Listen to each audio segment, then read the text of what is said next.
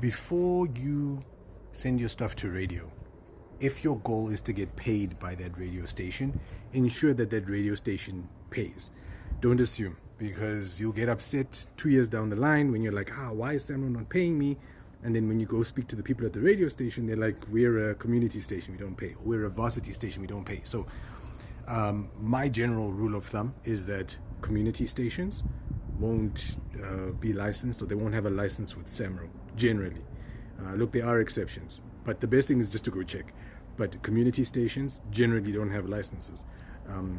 Varsity stations generally don't have licenses. Check for online radio, because you might find that your radio station is based online and they don't have a license either, and therefore you're not going to get paid. In the same way, if you're an artist and you're performing at a venue, don't assume that just because it's a venue and they're accepting your performance that you're going to get paid by SAMRO. Ensure that beforehand you check to see whether that venue is licensed.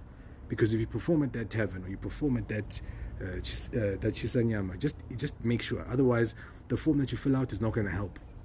Because they're also not going to be submitting any information for your performance. And again, you're going to complain. So, simple question that you ask either the person who's booked you, or you ask the venue, and figure it out in that way. In the same way with the radio station, generally check to see if it's an SABC radio station, then there's an assumption that can be made that you will get paid. Also note that not all radio stations pay the same. Well, they don't pay the same.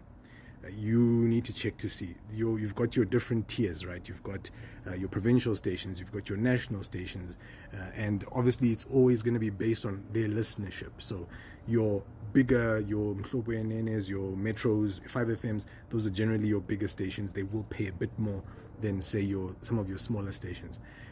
Just bear that in mind and ensure that when you're submitting your music out that you work backwards based on whether the station actually pays.